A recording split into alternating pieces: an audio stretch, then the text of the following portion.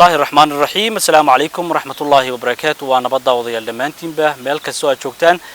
كسر وهذا بيت كم بدأ برنامج الدقيقة كتلفزيون كقرأ السومالي اللي أنا من تناقل عياري ديسو قد بنا تطبعت كان هدية بيدما برنامج الدقيقة كتلفزيون كقرأ كواحد إنه كل سوق قاعدين دورنا وإن واحد بدنا كجوجان دورنا حالة الدقيقة قبل كتقرير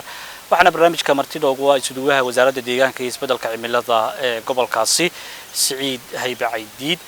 سعيد كسر وهو برنامج الدقيقة كتلفزيون كقرأ السومالي wadhowahay walaal aad iyo aad u mahadsan tahay oo ku dhaweey barnaamijka deegaanka ee TV-ga qaranka anigoo ah isduwaha wasaaradda deegaanka isbeddelka cimilada ee gobolka Togdheer waa tahay waad mahadsan tahay Saciid bal ugu horeyntii si guud uga waran xaaladda deegaan ee gobolka Togdheer waa mahadsantahay walaal mar labaad iyo mar saddexaadba oo soo dhaweynaya haddii aan si guud uga warramo xaaladda gobolka Togdheer ee deegaanka oo aan ahay mas'uulka ugu sareeyo gobolka waxa weeye xaaladda deegaanka xaaladda deegaanka gobolka Togdheer waxay la mid tahay badanka xaaladaha kale ee wadanka ka jira ay la mid tahay oo waxa weeyaan xaaladaha deegaanka waxa weeyaan mid Soomaaliland oo dhan wax isku wada xidhan xaaladaha deegaanka Soomaaliland isku wada xidhan gobolka Togdheer hal shay uu kaga duwan yahay waxa weeyaan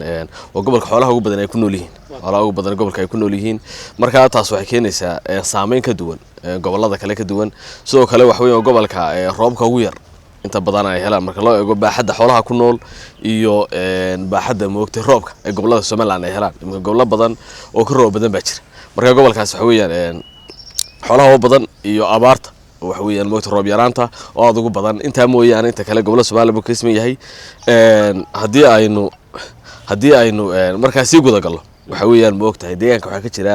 xaalado kala duwan baa ka jira inkastoo aanu ku dadaalno moogtahay in xaaladaha deegaanka ka jira aanu yarayno oo aanu ka dhigno moogtahay sida ugu halista yar leh ama moogtahay ugu saameynta yar leh aanu ka dhigno oo aanu u yarayno moogtahay xaddi aanay dadka iyo xoolaha toona aanay saameyn aan ku yeelan karin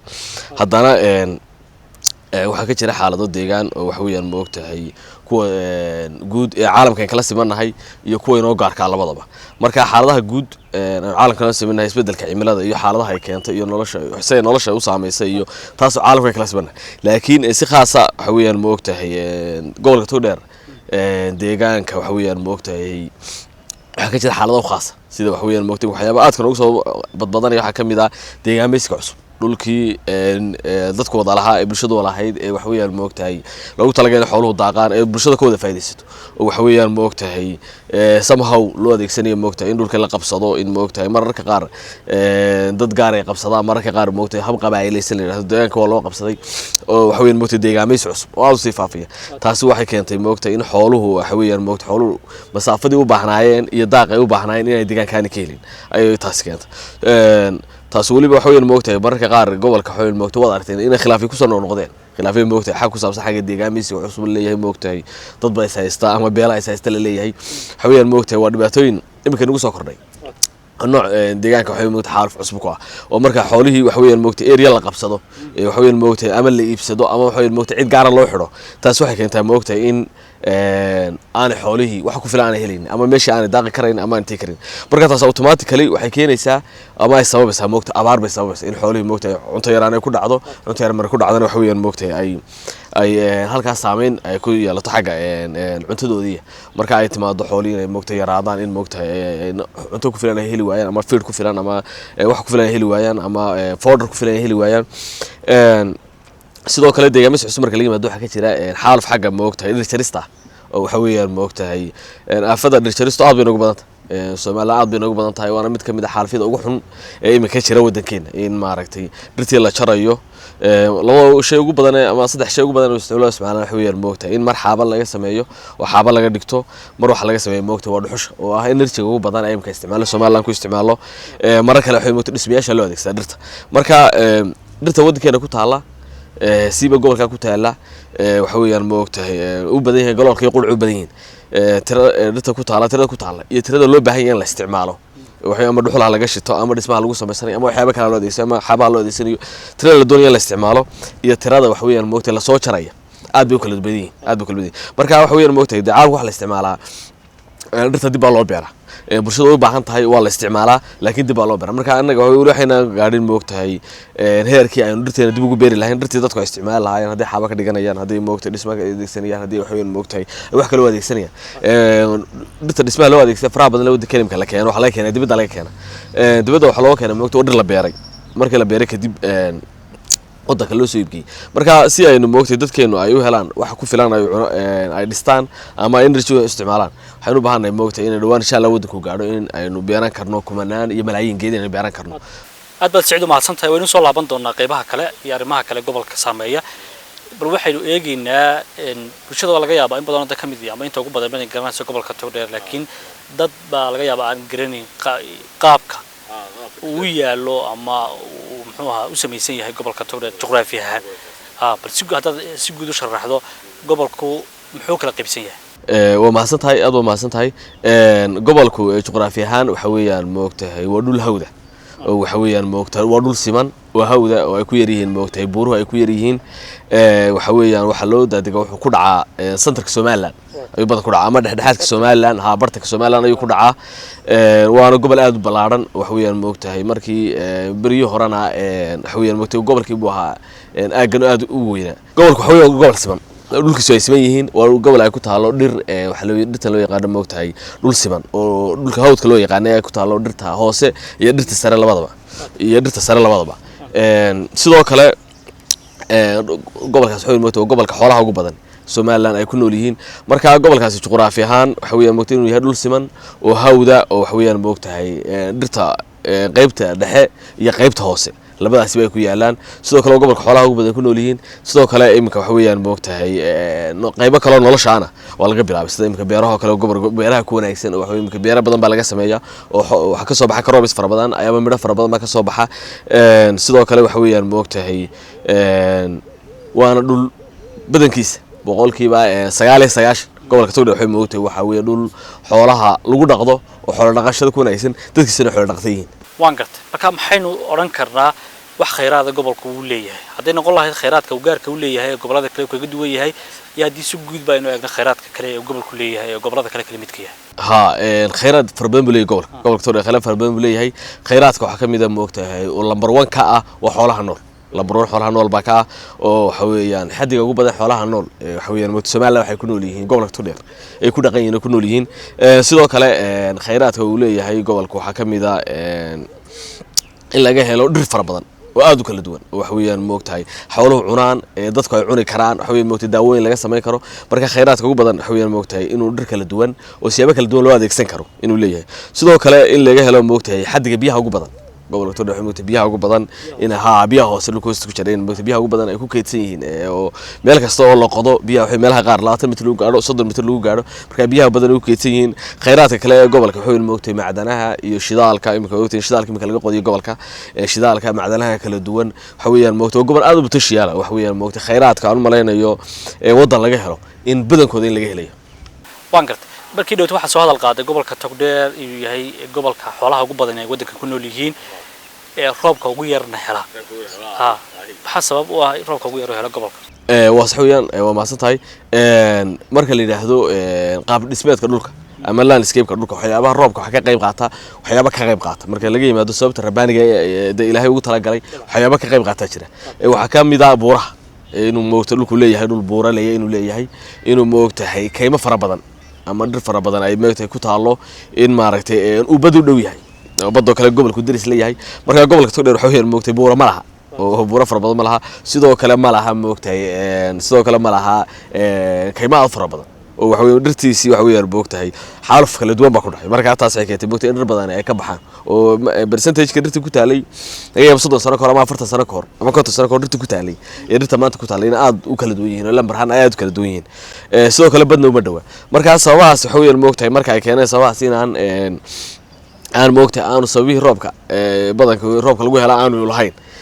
sidoo kale waxa weeyaan moogtahay xaalufka ku badan yahay xaalufka aad u badan yahay oo isticmaalka dhirta iyo waxa weeyaan moogtahay deegaanka xaalufkiisu aad ugu badan yahay taas waxay keentay moogtahay sabab isbirsaday in roobku yaraado in gobolka roobka ku yaraado oo waxa weeyaan moogtahay uu yahay gobolada roobka ugu yar hela marka laga yimaado moogta xilliyada dee wadanku roob kala duwan uu hela waxa weeyaan moogta wadanku xaalada maaragtay meelo kale inuu yimaado roob inoo helo sida imika kale roob ilaahay meel kale ka keenay isbedelka cimilada oo hoos dabaylo iyo wax sameeyaan bay imika wadanka wada daaya marka ka waranto imika gobolka sidee u maasheeyay ama uga daay imika alxamdulillah gobolka Togdheer waxa weeyaan moogta roobku soo cambu maasheeyay tuulo kasta iyo goob kasta waxa weeyaan moogta wax heshay xaddi roob oo aad u fara badan inkastoo statistics ama xaddiga roobka waxa weeyaan moogtahay la soo bandhigayo wasaaraduna ay qaybo leedahay xaddiga roobka soo bandhigay statistics roobka inta daaday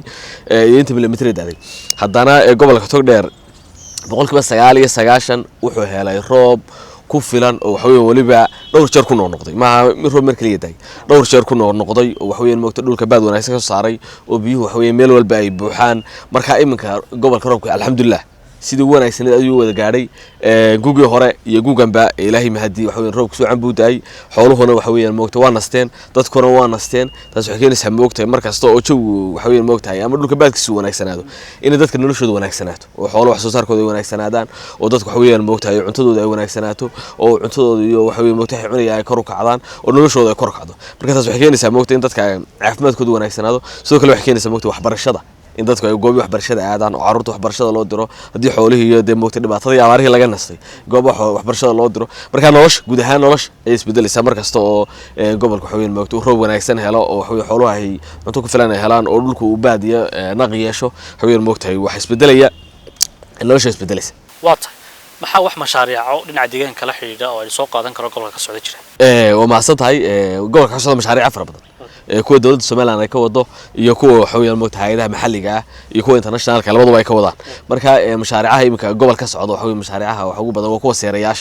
seerayaasha in la xiro oo waxa weeyaan moogta xoolaha dhibaatooyinka badan waxa kamid ah xoolaha in moogtahay dadka reer miyiga aanay cilmiga casriga ah aanay adeegsanin in moogtahay daaqa la kaydiyo oo daaqa qayb kamid ah la kaydiyo oo waxa weeyaan dhulka qayb kamid ah la xiro ama waxa weeyaan moogtahay caws la beero oo kale wali meynay gaadhin teknolojiyada marka dawladda Soomaaliland iyo wasaaradda deegaanka waxay hormuud ka yihiin in maaragtay cilmiga in xoolihii kayd loo sameeyo oo hadii dhul la xidhay ay tahay iyo hadii ay seerayaal la xidhay tahay dhulka seerayaasha lagu magacaabo iyo hadii ay tahay in calafka xoolaha la soo saaro labadaba wasaaraddu aad bay u daashaa iminka mashruucooda ugu weyn ee ka socda kamid ah mashruuca seeraha balcawl oo waxa weeyaan moogta xilli kasta la xidho xilliga deerta la xidho xilliga guugana la xidho sanadkii 6 bilood xidhnaada 6 biloodna loo fasaxay in xooluhu daaqaan marka mashruucaas iyo mashruuca seeraha isaguna seerahan kale loo yaqaano aroori seeraha aroori walaba mashruuc ugu weyn ee imika gobol ka shaqeeya ee dawladda Soomaaliland ka fuliso midna wasaaradda deegaanka fuliso midna wasaaradda xanaanada xoolaha fuliso marka mashaariicdaas oo kale waxa weeyaan moogta waxay aad uga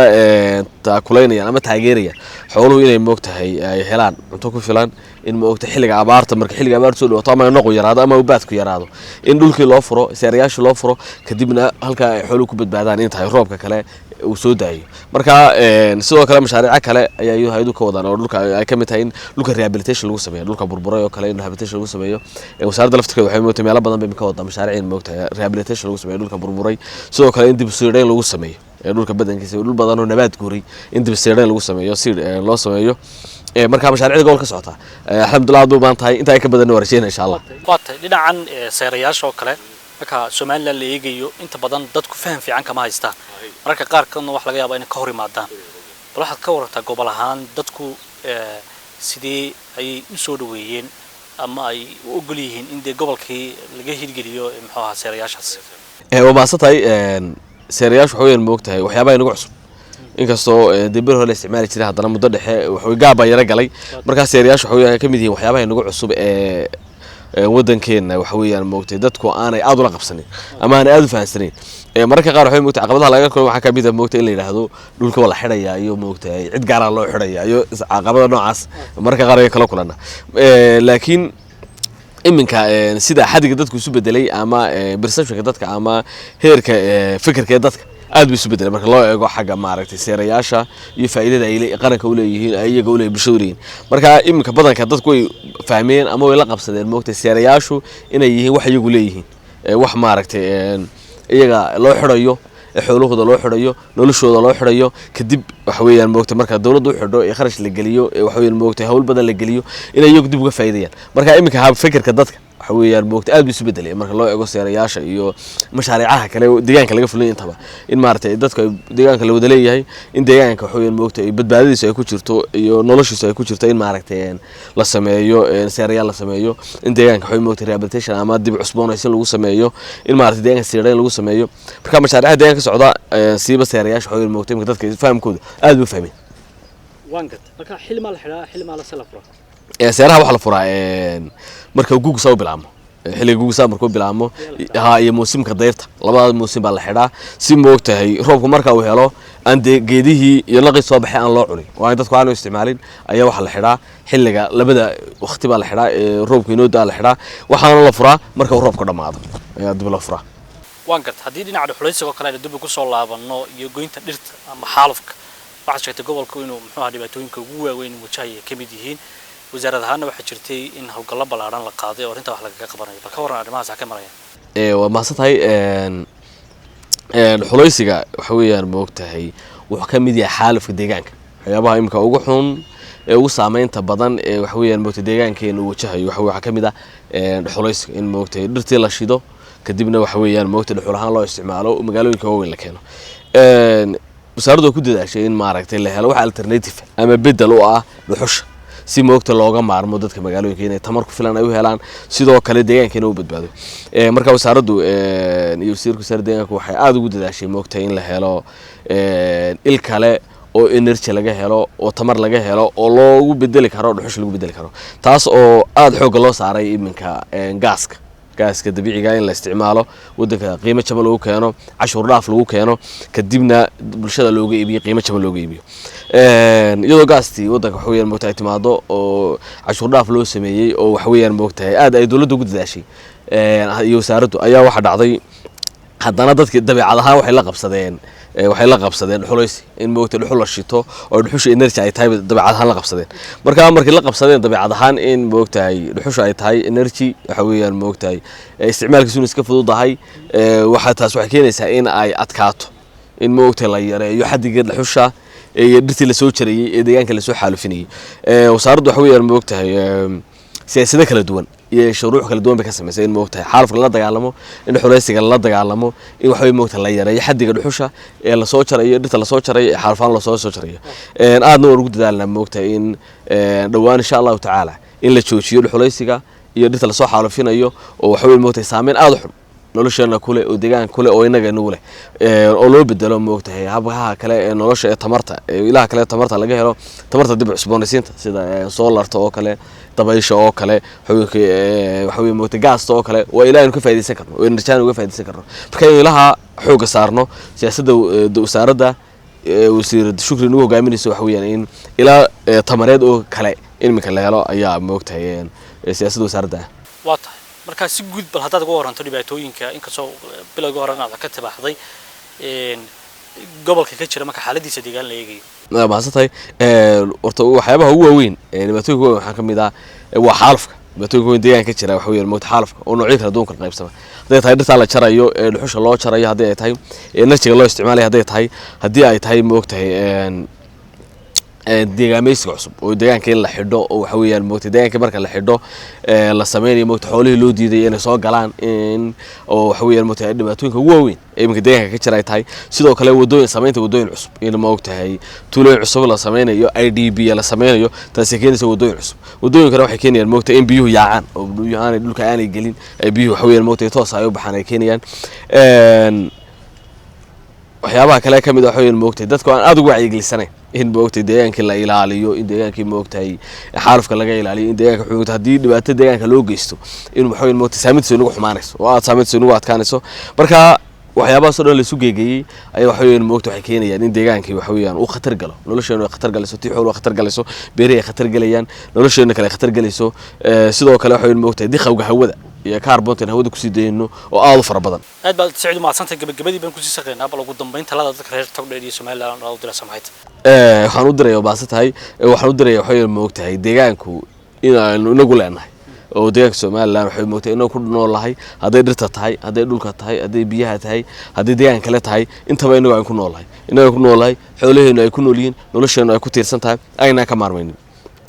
saas marka ay tahay waxa muhiim ah in deegaanka la ilaaliyo in deegaanka laga khayraadka deegaanka la ilaaliyo deegaanka sida loo isticmaalayo habka iyo xaddiga laga isticmaalayo shacabka reer Soomaaliland waxa weeyaan moogtay inay fahmaan xaddiga laga isticmaalayo deegaanka iyo khayraadka deegaanka xaddiga laga isticmaalayo iyo xaddiga dhibaatada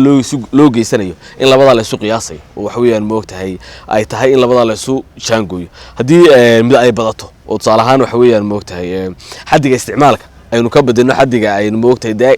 damage-ka ama aynu dhibaatada deegaanka ku saadii ka badino waxa weeyaan moogtahay deegaanka waxa ku imanaysa dhibaato weyn ku imanaysa haddii ay deegaanka dhibaatayno oo wasaqowga hawadu bato oo xaalufku bato oo roobku yaraado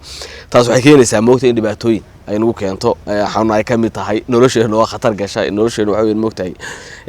caafimaadkeena oo khatar gala marka shacabka reer Soomaaliland iyo gaar ahaan bulshada gobolka Togdheer wuxuu soo jeedinayaa in deegaanka la ilaaliyo in dawladdu waxa weeyaan moogtahay siyaasad cad bay ka leedahay in deegaanka la ilaaliyo in deegaanku noqdo deegaan safe ah deegaan moogtahay nolosha waxa weeyaan moogtahay sustainable oo muddo dheer la isticmaali karo marka in la fahmo muhiimadda deegaanku inoo leedahay